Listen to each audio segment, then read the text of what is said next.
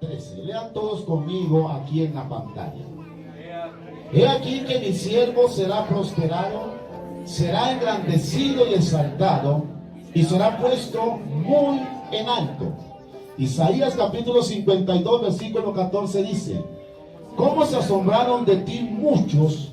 De tal manera fue desfigurado de los hombres, su parecer y su hermosura más que todos los hijos de los hombres.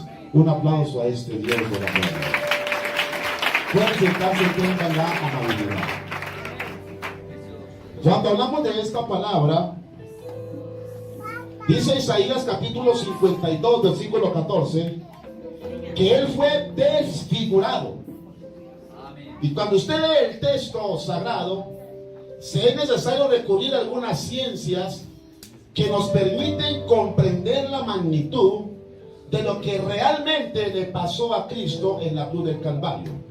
Hay unos documentales especiales y dicen los expertos que de los 129 sucesos en la vida de Jesús, 111 casos han sido confirmados por hombres no bíblicos. Cuando hablamos de estos hombres no bíblicos, nos referimos a una cantidad de personas que estudiaron todos estos hechos históricos y científicos. Esto nos permite analizar que las diferentes ciencias que verifican la muerte de Jesús en la cruz del Calvario se debe al estudio de arqueólogos, al estudio de historiadores, de antropólogos, de médicos forenses y de pensadores que registraron paso a paso, a través de la historia, tanto secular y bíblica, lo que realmente le pasó a Jesucristo. Tanto que los evangelios, Mateo, Marcos, Lucas y Juan, cada uno de ellos registró en su orden, de acuerdo a lo que ellos vieron y escucharon, lo que realmente le pasó a Jesús. El documental de la muerte de Jesús fueron todos los historiadores no bíblicos que registraron paso a paso todo lo relacionado con la muerte de Cristo. Cuando estudiamos lo que es la historia romana y la historia de la Iglesia Universal, se dice entonces de la historia romana del primer personaje, Ceridios, era el registrador oficial de Poncio Pilatos.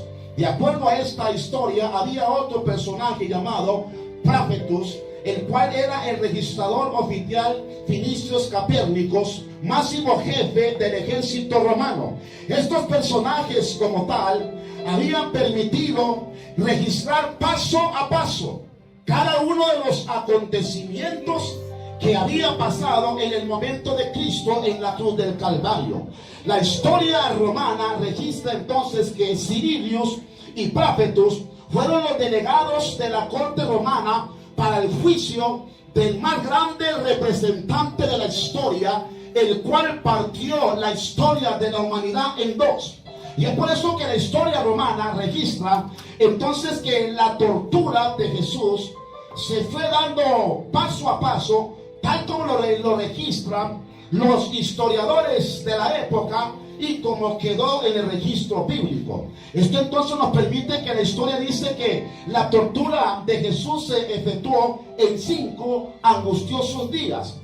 Pero la iglesia romana, ella trató de minimizar, escuche esto, lo que realmente pasó en Cristo y lo que dicen los evangelios. Porque la Biblia registra 5 días, pero la iglesia romana aminoraron los días de la pasión de Cristo, y en el siglo IV la redujeron a 3 días, y en el siglo XV la redujeron a día y medio. Y es por eso que ellos sacaron sus documentales, sacaron sus películas, haciendo pasar que él moría de pronto de un día hacia otro. Pero realmente eso no fue así, porque la historia bíblica registra otro acontecimiento. Es por eso que vemos dentro de la historia romana el arresto de Jesús. Según Jesús, para ellos es arrestado el día jueves. Es lo que dice la tradición católica romana. Dice que fue arrestado el jueves y el día viernes fue muerto y el mismo viernes fue sepultado. Eso no lo dice la Biblia. de acuerdo al relato de los evangelios en el contexto bíblico, fue que en el texto sagrado, en la misma historia, no coincide que la muerte y la crucifixión de Cristo sea de un día para otro, sino en 5 angustiosos y penosos días que correspondieron a la pasión de Cristo. Es por eso que la pena capital, que habla de la crucifixión de Cristo en la cruz del Calvario y de todos sus reos de acuerdo al imperio romano, dicen los expertos que los romanos la llevaban a cabo 3 veces al año, calendario romano. Cada vez que había alguien que se levantaba contra el imperio, los romanos no crucificaban cada 8 días. Ellos tenían un organigrama, eran muy organizados. De acuerdo al calendario romano y al imperio, ellos hacían sus crucifixiones 3 veces en el año. Y de acuerdo a este contexto de la historia, ellos crucificaban el 2 de enero, la segunda crucifixión la hacían el 2 de abril y la tercera crucifixión la hacían el 2 de septiembre. Esa continuidad de 2 y 2 tiene una connotación desde el punto de vista histórico y bíblico. Es por eso que la sentencia que se dio en el caso de Jesús, de acuerdo al relato bíblico, fue sentenciado a finales de marzo. Eso quiere decir que Jesús fue ejecutado de acuerdo al contexto bíblico e histórico el 2 de abril de la era cristiana. Y la máxima sentencia que hacía el imperio dice que los romanos establecieron 4 lugares de crucifixión durante su vasto imperio. Y esos 4 lugares de crucifixión que ellos establecieron de acuerdo a la pena máxima, póngame bien cuidado porque la historia misma lo relata y está en el relato bíblico. La historia de la sentencia máxima, había un sitio primario, el cual era que el que era acusado de traición al Estado de Roma en Europa, este era crucificado en la ciudad de Marsella. El que era acusado por el imperio romano en África lo crucificaban en la ciudad de Cirene. El tercer sitio de crucifixión o de sentencia, dice la historia que el que era acusado de traición a Roma en Asia lo crucificaban en la ciudad de Roma. Pero el que era acusado, escuche esto, allá en el Medio Oriente, donde estaba el asentamiento geográfico donde Jesucristo inició su ministerio público, era crucificado en la ciudad de Jerusalén, porque los romanos habían extendido por todos esos territorios, y allí en cada uno de los territorios de la conquista del imperio romano se ven las ciudades. La una era Marsella, la segunda era Cirene, la tercera era Roma y la cuarta era Jerusalén. Jesús se encontraba en el aspecto geográfico donde Roma tenía su imperio, donde Roma tenía todas sus cosas, pero allí en esos 4 lugares de crucifixión, dice la Biblia que ellos en su idioma original y la historia, dice que en su idioma le llamaban todos esos 4 lugares por el mismo nombre, porque Roma, ella establecía y ejecutaba sus cosas para que todos los emperadores y todos los reinos le temieran. Por eso Daniel la interpreta en la 4ª bestia, terrible y espantosa, que duró su imperio más de 442 años para subyugar a los pueblos. Es así entonces que ese lugar o nombre le llamaban el Cabré. Al llamarle el Cabré, que pertenecía a los 4 sitios de sentencia y crucifixión del imperio romano, ellos entonces establecieron que los lugares de crucifixión para ellos era Cabré, pero para nosotros era el Calvario. También significa el lugar de los huesos. Y al terminar la enseñanza les confirmaré por qué era llamado el lugar de los huesos. Sigue diciendo la historia romana que en el idioma de ellos le pronunciaban Gálgata, pero para nosotros significa el Gólgota. Y eso que es el Gólgota para nosotros era un sitio donde ellos no podían ver las cosas, Cuando Dios me dio la oportunidad con mi familia, la familia Montoya, ir a la ciudad de Jerusalén, estuvimos en el sitio exacto llamado el Gólgota, donde el Rey de Reyes y el Señor de los Señores, Dios manifestado en carne, fue crucificado. Y esa grande montaña llamada el Gálgata para ellos los romanos, pero el Gólgota para nosotros, la figura es la figura de una calavera. El Imperio Romano, de acuerdo a sus transiciones, dicen los historiadores que eran muy organizados en lo que hacían. La Biblia nos enseña realmente qué fue lo que pasó frente a la muerte. Escuchen esto: del misionero de los misioneros por excelencia, llamado Jesucristo, Dios manifestado en carne. A Él sea la gloria. La Biblia dice que Jesús, antes de ser arrestado en el Getsemaní, sudó grandes gotas de sangre. Hermanos, no es un símil. No es un símil. Los traductores de la Biblia, Lucas, quien era médico, él sabía lo que le estaba pasando a Jesús en el Getsemaní. Aunque el término de los traductores lo colocan como un símil, como no es un símil, fue real lo que le pasó a Jesús. Dice en Lucas 22:44, y estando en agonía, oraba más intensamente, y era su sudor grandes gotas de sangre que caían en tierra. Para poder hacer este estudio investigativo para esta ocasión, recurrí a algunos datos de médicos forenses expertos de la época moderna y de la época antigua, que de acuerdo a sus estudios arrojaran datos específicos por qué realmente Jesús sudó gotas de sangre. Y los forenses dicen que Jesús sintió una terrible agonía en el Getsemaní. ¿Cómo no la va a sentir si él sabía lo que le iba a pasar? ¿Cómo no iba a sentir miedo? Usted puede decir, es que, hermano, era Dios, sí, pero estaba en forma humana. Y él tenía miedo. Él tenía pavor. Él tenía susto. Y la Biblia dice, estaba en agonía.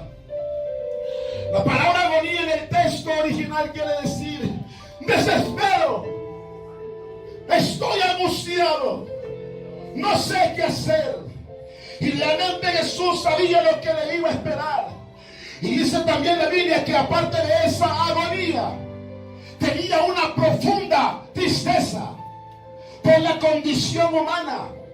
Y él en su condición humana experimentó el quebranto y la tristeza. Pero más que eso, él se sentía triste. Él se sentía agobiado. Porque él fue para salvar a las ovejas perdidas de Israel. Pero ellos le menospreciaron. Ellos le dieron espalda. Y dice la Biblia que él trató de juntarlos como los polluelos, como la gallina junta sus polluelos. Pero ellos no quisieron. Y él exclamó porque sabía que le estaban despreciando. Le estaban haciendo a un lado. Pero enseña la palabra del Señor que eso que llevaba a Jesús 5 días tortuosos sin comer.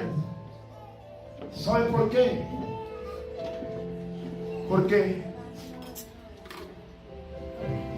era allí en el Getsemaní. Estaba con su discípulo.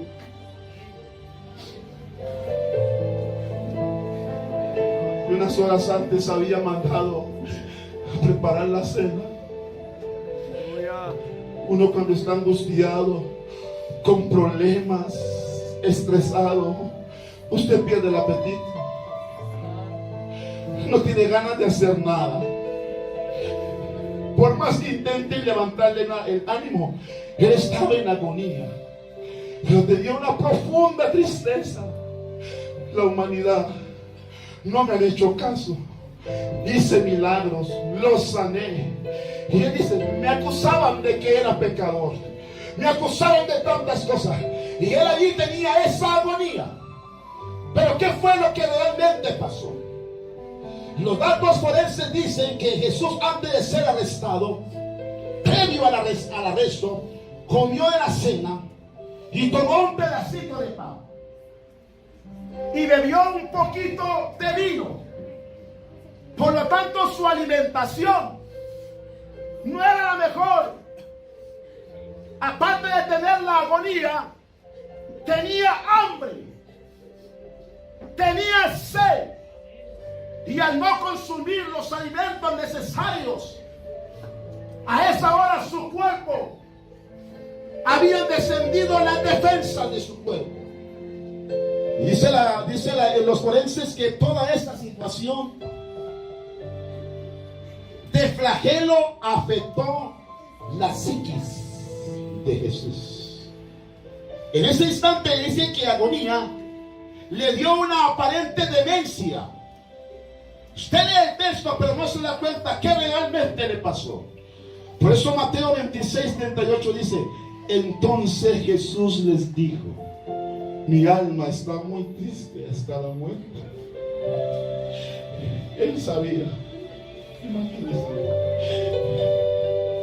usted está aquí ahora, pero imagínese que supiese que en un día y medio lo van a matar. No tanto que me maten de cualquier manera como hace la gente, sino que usted sepa cómo lo van a matar. Él no podía aguantar el dolor, no podía aguantar la angustia. Y se ve por primera vez al Dios Todopoderoso en forma humana quebrantado.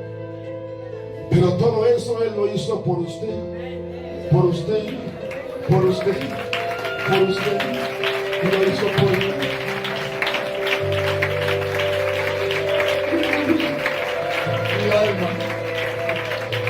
Mi alma está angustiada hasta la muerte.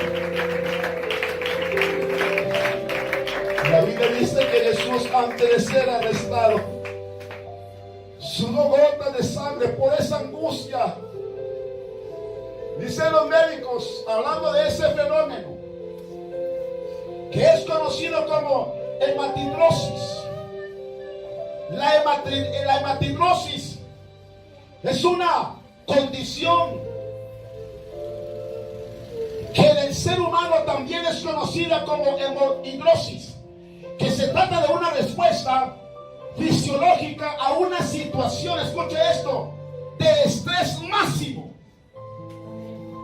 Jesús en Getsemaní, cuando oró, tenía un estrés al máximo. Y esa hematidrosis, como tal como lo dice la medicina, se ha descrito únicamente que sucedió en la persona de Jesús. Y esta situación eran unos dolores intensos de alguien que estaba bajo estrés máximo, que sabía cómo iba a ser ejecutado. La ciencia médica, hablando de la hematidrosis, dice que históricamente se describió que en Jesucristo pasó esa situación, como lo relata el médico Lucas en el Santo Evangelio según Lucas 22:44. De acuerdo a la respuesta de los médicos en esta imagen, ese corte misma de los nervios internos de una persona, ellos dicen que la causa de este fenómeno es un intenso estrés que es provocado por el organismo, de tal manera que se descarga una situación nerviosa en la persona, y la reacción es una reacción de alarma diciendo: cuidado, cuidado, estás a punto de explotar. Pero en esa misma situación, dicen los expertos, que hubo una reacción alármica de efectos cardiovasculares, metabólicos, y cursa una fuente de contracción en el cuerpo humano. Pero allí estaba Jesucristo soportando toda esa agonía. Y como lo podemos ver en la imagen, para que usted pueda dimensionar, le traigo la ilustración que él allí,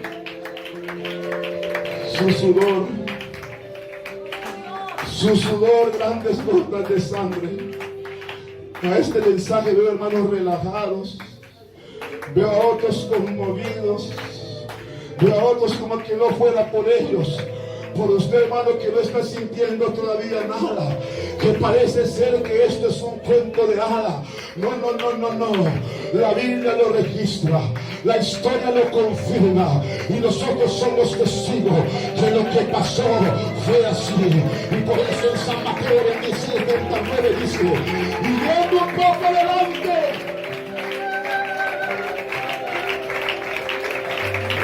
gloria a Dios, se postró sobre su rostro orando, diciendo: si es posible, Padre, pasa de mí esta copa, y que no sea como yo quiero, sino como tú. ¿Saben qué está diciendo el texto? Que Jesús en su angustia, Jesús en su dolor, está diciendo en su condición humana: tiene que haber otra manera para que el hombre se salve. Tiene que haber otra manera para que el hombre salga de su pecado. Yo no quiero ir a la cruz. Yo no quiero ser crucificado. Yo no quiero hacer esto, pero él sabía que si no había derramamiento de sangre, el hombre, usted y yo, no podíamos estar aquí en este lugar. Él sabía lo que le iba a pasar, y es por eso que él oró así: oh, que no sea mi voluntad sino la tuya. Aplauda a la presencia de este Dios maravilloso.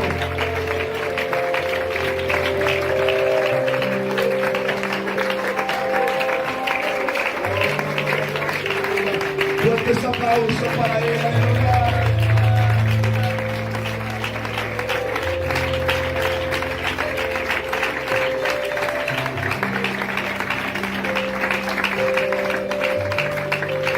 Escuche, cuando Jesús es arrestado, dice la Biblia que su fama se extendía por todos los territorios. No era un hombre desconocido, era alguien que lo conocían bien. ¿Sabe por qué llegaron tantos? Porque pensaban que era un hombre peligroso. Y dice la historia que cuando Jesús estaba con sus discípulos en Getsemaní, llegaron 600 hombres del ejército romano y 200 hombres más del ejército sacerdotal, por todos 800 hombres para capturar a un solo hombre inofensivo. Copérnico, que era uno de los historiadores y seguidores fieles al Imperio Romano y encargado de registrar paso a paso los sucesos de Cristo en cuanto a su juicio, él sospechaba que algo pasaba con ese hombre singular. Él sospechaba que algo estaba sucediendo con aquel que muchos lo perseguían y aquel que muchos seguían en pos de él. Dice la Biblia que multitudes seguían a este hombre maravilloso.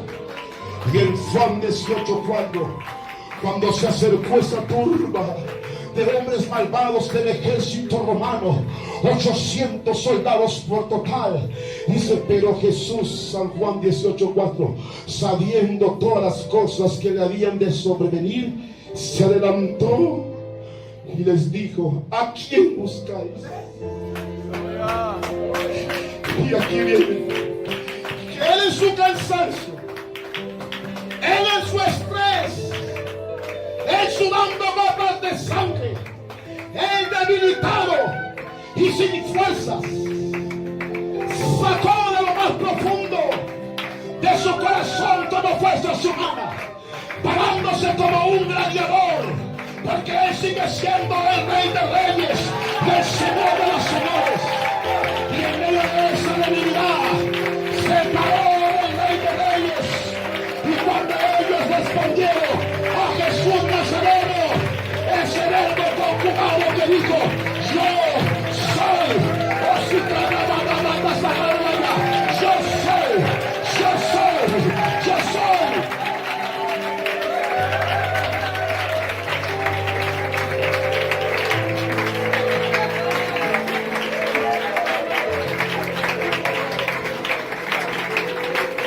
Cuando él dijo yo soy, dice que retrocedieron y cayeron a tierra. ¿Sabe por qué? Porque él les habló como Dios. Él les habló en la esencia de lo que realmente es. Y cuando retrocedieron, ahí estaba ese registrador del imperio romano llamado Copérnico, jefe máximo del imperio, con sus 800 hombres. Y cuando escucharon al rey de los reyes y señor de señores, ellos cayeron a tierra. Este Dios está aquí con nosotros. El grande soy, el grande soy, el grande soy.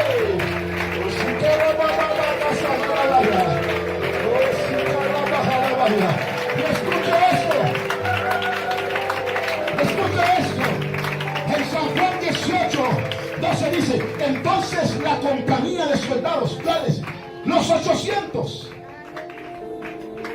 Y el tribuno y los alguaciles prendieron a Jesús y le ataron. Pero cuando le ataron, él ya les había dado una lección diciendo: se dan cuenta que ni con 800 ni con una legión que eran 6,000 soldados podrán arrestarme. Únicamente es que yo los mire y los desaparezco. Únicamente es que yo hable y los desbarato. Si ustedes en esta hora, en esta noche, me están aprendiendo, es porque yo me estoy entregando voluntariamente. Y es para que ustedes reconozcan que yo soy el que tengo todo poder y toda autoridad. Aplaude la presencia de Dios gloriosa. Este Dios está aquí con nosotros.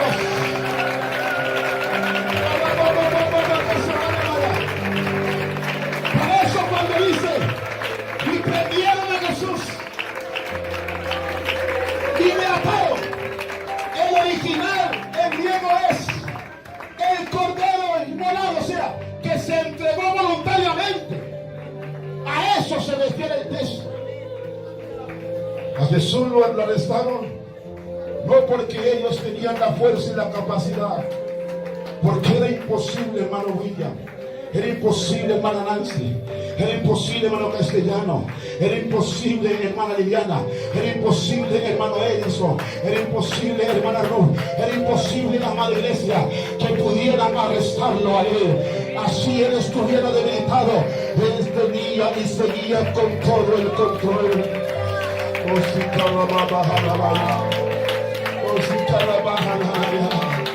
está aquí con nosotros. Él está aquí con nosotros. Por eso, cuando Anás interroga a Jesús, este era el suegro del gran sumo sacerdote de los judíos, y en presencia de testigos falsos, Jesús fue acusado ante Anás de acuerdo a su doctrina.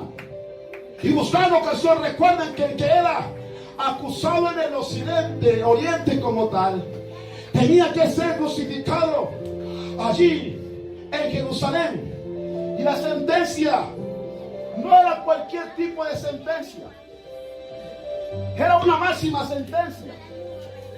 Y en ese concepto dice la Biblia en San Juan 18:22, cuando Jesús hubo dicho estas cosas, porque estaban interrogando a Jesús: ¿eres tú?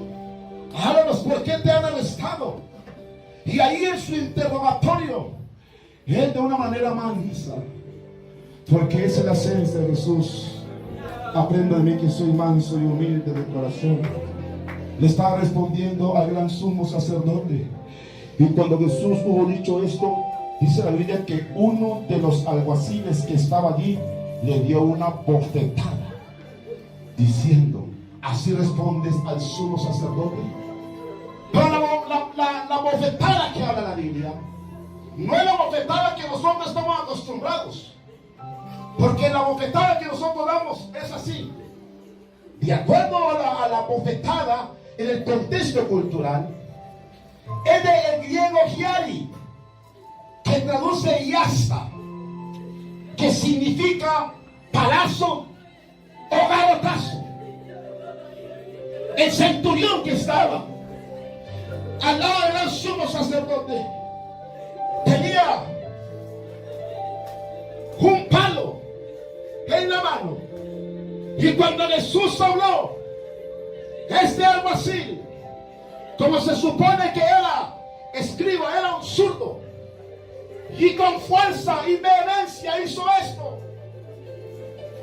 partiéndole la cara, partiéndole el tabique, porque tenía un palo de 20 centímetros que golpeó a Jesús en la cara, despedazándole todo su rostro inicialmente.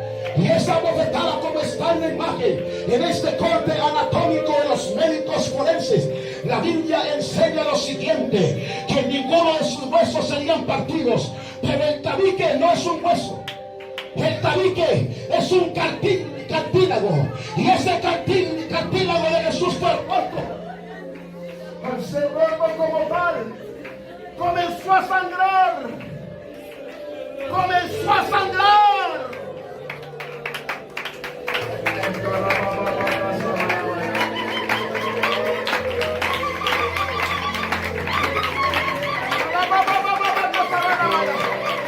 Comenzó a sangrar, comenzó a sangrar. Esto le pasó a Jesús. Como que pábano es como las nuestras. Le partieron el tabique. Y de acuerdo a la historia, dicen que los historiadores, cuando él comenzó a sangrar, consumió 6 majos de mirra, que eran majos, eran pequeños, así como este pañuelo que tengo. Y esos 6 majos de mirra, que es la especie número 3, fue puesto en el tabique de Jesús roto para que dejara de sangrar. Era como especie de un alcohol, algo antiséptico, para que él no sufriera más infecciones. Eso hicieron. Pero dicen los historiadores que cuando le colocaron esos majos, no lo hacían de manera dulce. Ellos odiaban a Jesús, lo hacían bruscamente para que le doliera. Eso padeció por nosotros Cristo antes de llegar a la cruz.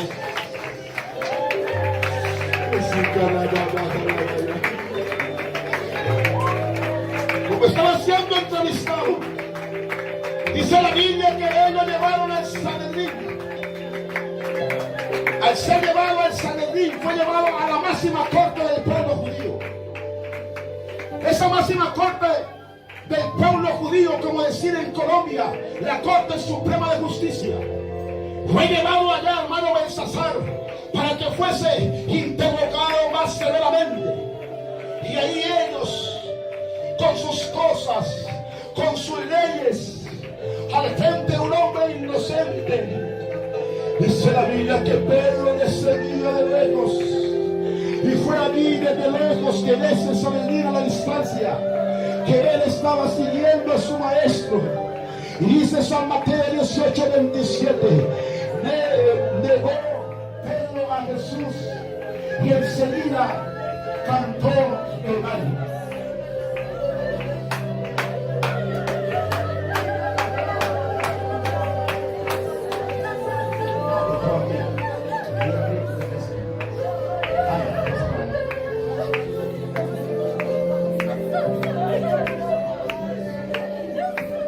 Aleluya, aleluya.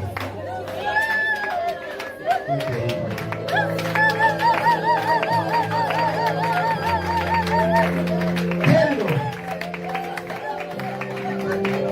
el que un día clamó: sálvame, sálvame que perezco, ahora le está dando la espalda a su maestro. ¿Cuántos hay así en la iglesia? Tantos beneficios, tantos favores de Dios, tanta bendición de Dios, y cuando Él más te necesita, tú le das la espalda o lo niegas. No puede ser cierto.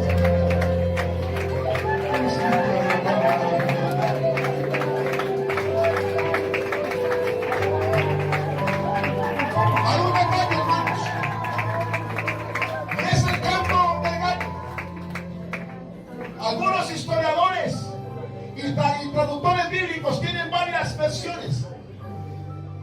Cuando se habla del canto del gallo, de acuerdo a la Biblia, eran también los cánticos de los levitas y el sonido de las trompetas antes de despuntar la mañana, cuando las puertas del templo eran abiertas, como cuando Jesús fue aprehendido en la noche, fue hasta la tercera vigilia su juicio inicialmente. Es ahí entonces que otro de los historiadores dice que el canto de gallo correspondía al pavo real, que era un animal de la burocracia herodiana de la época que cantaba cada 2 horas. Cuando oyen el canto de gallo, los traductores dicen que no puede ser el animal doméstico que conocemos nosotros como gallo, ya que 200 años después fue que ese animal fue reconocido y fue llevado a esa región. Pero de todas estas hipótesis con la cual me identifico, aparte del pavo real, recuerde que era la corte suprema de los judíos, y lo que había en sus patios eran realezas, eran estos animales. Y muchos que conocen de pronto el pavo o el bimbo, ellos repetidamente, muy coordinadamente, cada 2 horas hacían sus cánticos. Y lo que quiere decir el texto en la traducción del canto del gallo era la palabra Gelisinium en romano, que era una señal horaria que emitían con una especie de clarines al final de la tercera vigilia de la noche los guardas romanos estacionados en las escalinatas de la fortaleza del Antonio de Jerusalén. Y cuando se escuchaban los clarines, se hacían los cambios de la guardia romana, como estaban custodiando supuestamente para ellos al peor criminal de la historia, que había sido acusado contra el Estado y el Imperio Romano. Tenían que acelerar esas guarniciones para ser cambiantes cada 2 horas. Y cuando hubo el cambio de la guardia a la tercera vigilia de la noche, se dio la orden de los clarinetes en el canto del gallo, y cantó también el pavo real allá en el patio. Pero ya Pedro le había negado 3 veces.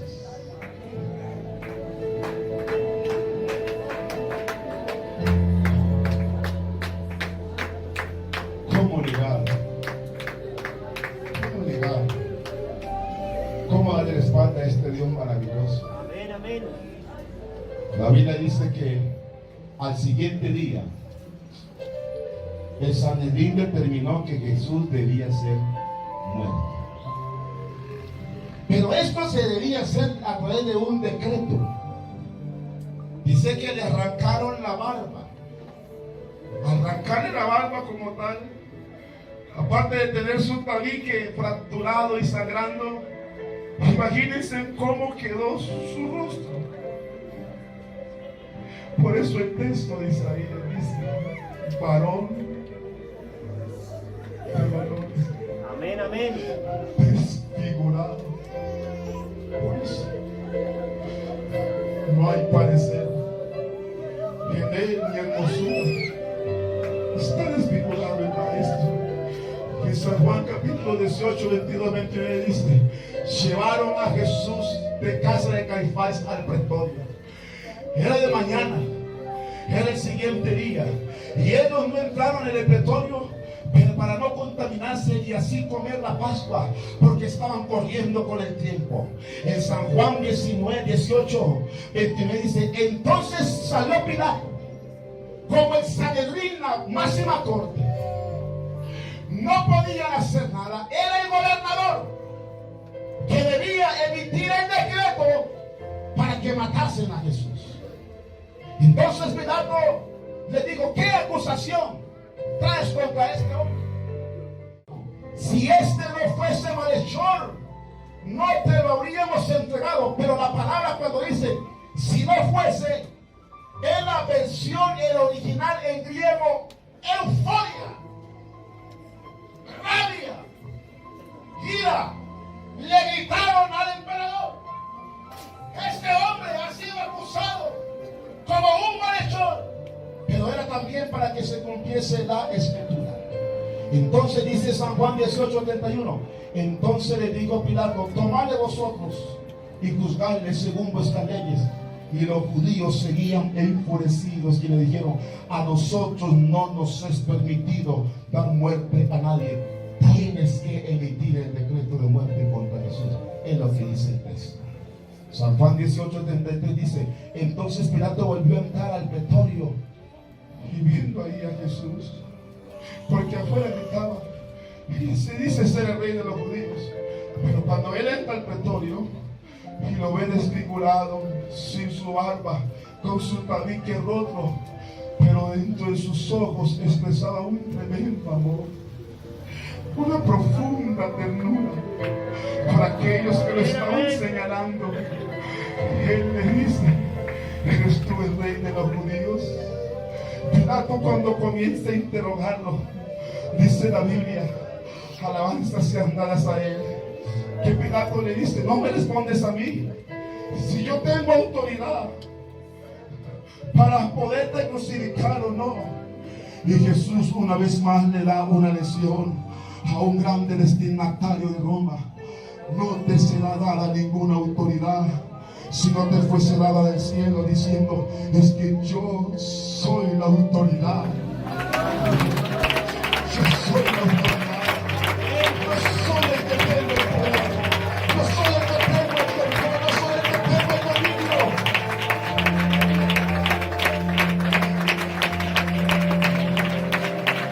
A finales de cada sitio, en las fiestas, dice la Biblia que acostumbraban el gobernador a soltarles un preso, y teniendo entonces a Barrabás como preso, los puso a los dos para que el pueblo escogiese. Y Jesús ante Pilato y la turba, dice la Biblia en San Mateo 27:22, y Pilato le dijo, ¿qué pues haré con Jesús llamado el Cristo? Y lo tenía de frente ante la multitud, desnudo, desfigurado. Y dice que todos le dijeron, ¿cómo? ¡Sea crucificado! Estaban enfurecidos. Yo digo más bien poseídos por el diablo. Y el diablo los usó en ese momento para hacer tan grande daño al autor y consumador de la fe. Viendo Pilatos que nada adelantaba, sino que todos decían crucifícame. Y yo quiero en esta hora hacer el ejercicio con ustedes. ¿Qué fue lo que realmente pasó cuando el pueblo decía crucifícame? Yo quiero que todos de una manera eufórica exclamen conmigo a la voz de tres, crucifícale.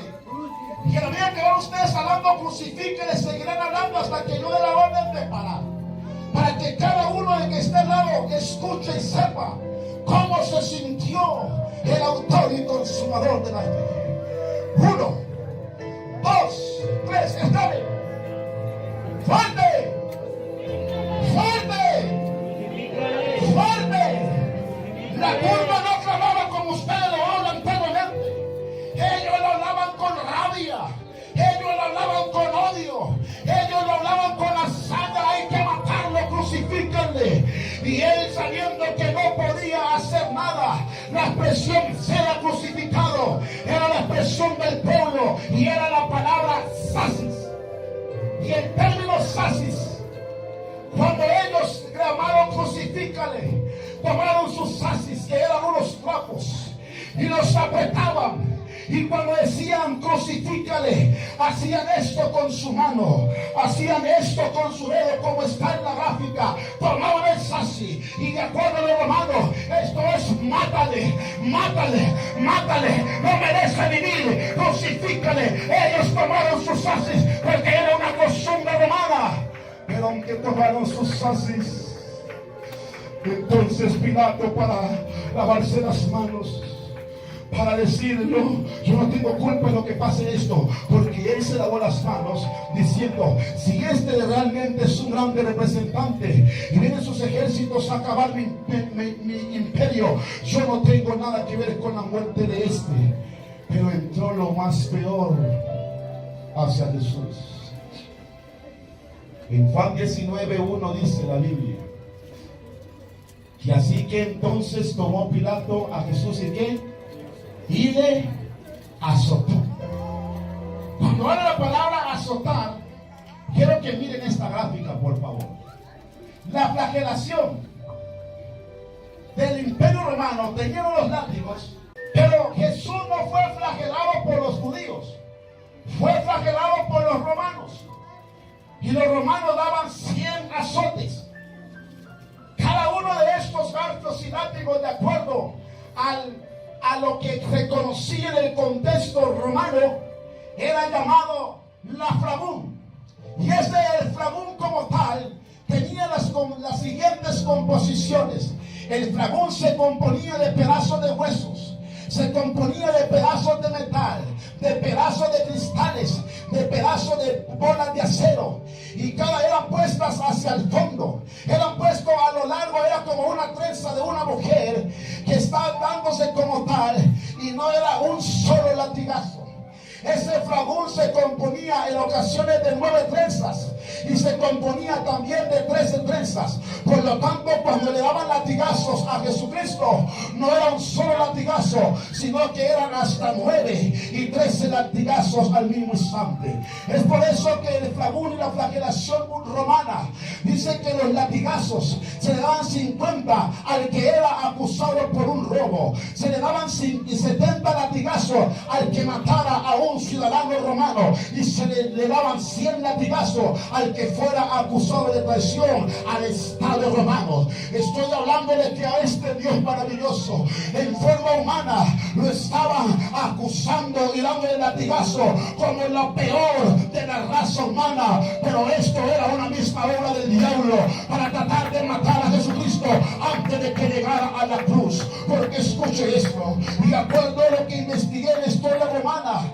la crucifixión para el imperio le costaba mucha plata. Por lo tanto, ellos hacían una fiesta y llamaban a sus gladiadores más fuertes. Y según la doctora Giordani, historiadora del imperio romano y la cultura oriental como tal, dice que eran unos hombres que hacían una fiesta especial, llamando a sus gladiadores para matar a los que eran condenados a muerte. Es entonces que los gladiadores eran invitados de sus soldados más fuertes para que matasen a sus reos. Pero ellos tenían como gladiadores unos premios y unos incentivos, y era que se seleccionaban de los 100 a los 3 mejores gladiadores para que comenzasen a hacer algo contra sus reos. La doctora Giordani, experta en cultura romana, dice que estos gladiadores eran hombres de casi 2 metros de altura, eran unos gigantes.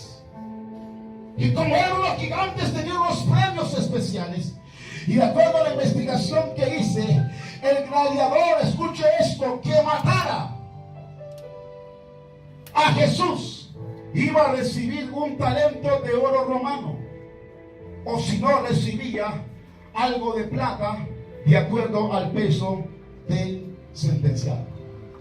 Entonces, para ellos era una competencia. ¿Están escuchando, hermanos? Amén. Para ellos era un premio. Entonces se acercaban los gladiadores para cumplir su cometido. Y según el doctor Macchiari, moderno historiador de la cultura judía, dice: si Jesús medía 190, como sugirió este historiador, su peso sería de 90 kilos, de acuerdo a una estatura, de acuerdo con la tribu de Judá. Y si era esto cierto, como lo dice este historiador, el gladiador que matara a Jesús recibiría 37 kilos de oro puro por 90 kilos de plata. Por lo tanto, la rabia, la euforia y la fuerza con que lanzaban ese flagún contra las espaldas de Cristo era lo más fiero de la historia que se le podía hacer a un ser humano. Por esa causa, hermanos, Jesús, por amor a usted, por amor a mí, soportó los primeros 100 latigazos.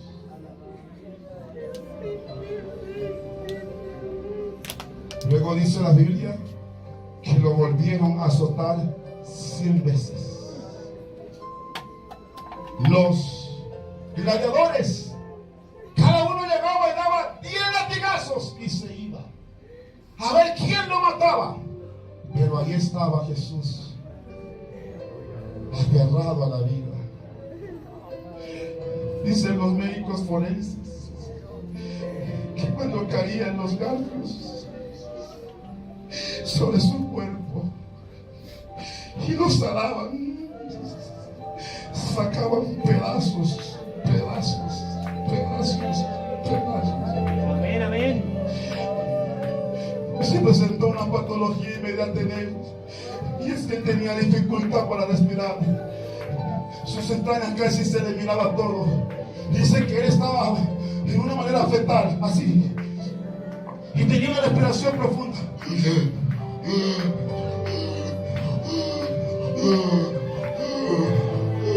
Estaba agonizando. Pero allí, el varón de dolores, experimentaba el quebranto. Sabía que soportó. Alabanza sea para salud. Y cuando él soportó todo esto, esa flagelación del imperio romano, mira esta imagen, hermanos. Por todo lado dice que fue desfigurado. No había parecer, no había hermosura, más inatractivo, no había con qué. Y como conclusión, desfigurado, pero Jesús seguía vivo.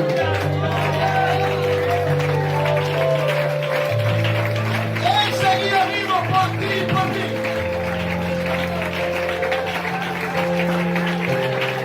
En esa condición dice la Biblia que le colocaron una corona de espinas. Dice la historia que era especie de un gorro, la cual cuando se le incrustaron y la sacaron, laceró todos sus órganos. Y en ese medio de la corona de espinas, Isaías 53:5 dice: mas él herido fue por nuestras rebeliones, molido. ¿Cómo fue molido? Con el fragún, 200 latigazos, multiplicado por los 9 o los 11. Dice la Biblia y la historia que fueron más de 2000 Latigazos que soportó el Rey de Reyes y el Señor de los Señores. Por eso dice que por su llaga fuimos nosotros curados. Y en esta noche va a haber sanidad divina aquí en esta mañana. Porque de dónde sale la llaga. los clavos en las manos de Cristo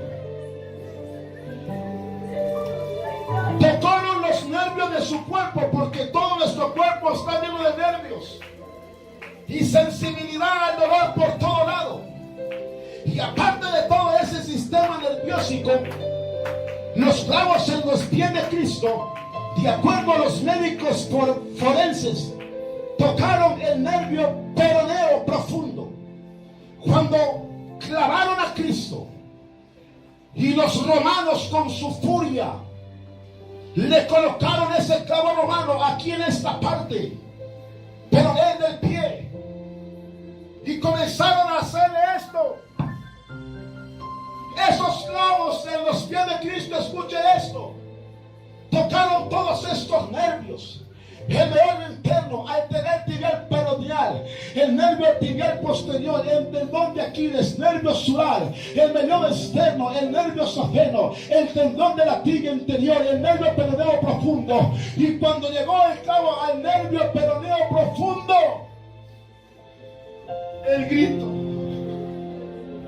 la exclamación, el clamor más terrible, el sonido lastimero de un hombre que le estaban tocando su punto más sensible, donde dicen los expertos que aunque va conectado con el cerebro, es allí donde se produce el sistema linfático del hombre para que permanezca su pie todo en pie. Y es por eso que esos clavos del nervio peroneo profundo, allí donde está la gráfica, de acuerdo a la ciencia médica forense, se produce una llaga instantánea.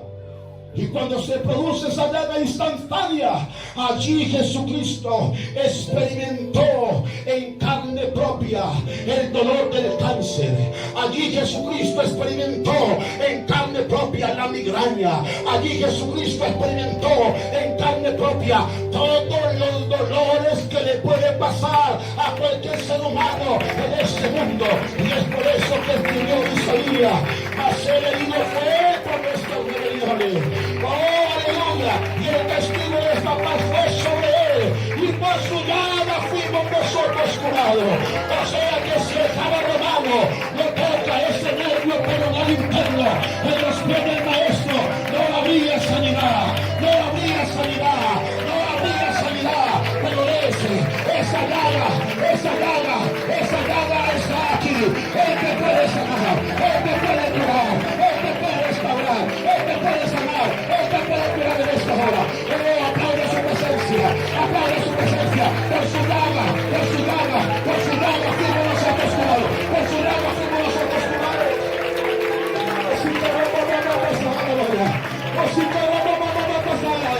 Hay sanidad, hay sanidad, hay sanidad, hay sanidad, hay sanidad. Tu hijo fue curada, tu hijo fue curado.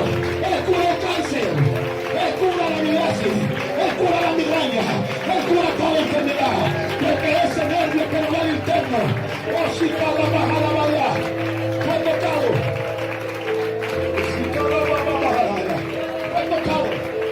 Es por eso que en esta mañana hemos escuchado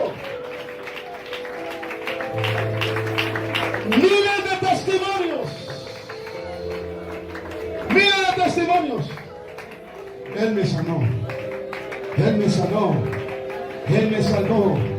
Él me restauró. Y ya no tengo una fe tan profunda esta mañana. Que nuestros hermanos que están enfermos en las clínicas, todo de pie, por favor. Nuestros hermanos que están enfermos en las casas, su papá, su mamá, que está enfermo en el lugar donde se encuentra. Tengo una fe en esta mañana. Tengo una confianza en esta mañana. Y los que hayan venido enfermos aquí, que Dios los va a sanar.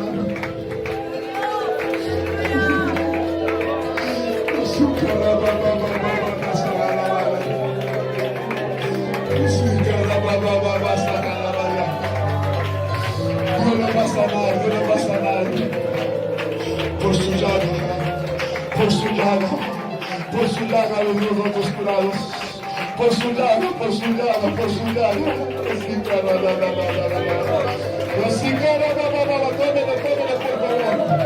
Tómelo por favor, gloria a Dios, por su llaga, por su llaga. Por su llaga fuimos nosotros curados. Usted hermano, usted hermana, eso, tómelo. En esta hora, póngalo. Aquí está la sangre de Cristo que limpia. Aquí está la sangre del Cordero. ¿Dónde está, hermano? ¿A dónde estás, hermano? Hay uno que pagó el precio de la cruz del Calvario por nosotros. Por esto, en esta hora hay sanidad. En esta hora hay restauración. En esta hora hay perdón de pecados. Oh, iglesia de piadoso, no puedes seguir viviendo la vida cristiana como la estás haciendo, no. Hay uno que pagó el máximo precio por nosotros en la cruz del Calvario. Y el Señor Copérnico, ninguno de estos ni milagros pudieron conseguir, pero Él lo hizo por nosotros. Él lo hizo por ti. Él lo hizo por ti. Y por eso en esta hora, oh, que se suelte su gracia, que se suelte su gloria a Dios, que se suelte tu aleluya, que se suelte tu aplauso, que se suelte tu agradecimiento. Él sigue viviendo. Él sigue viviendo.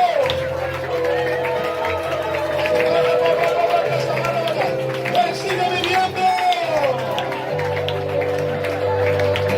viviendo. Sanidad divina esta mañana.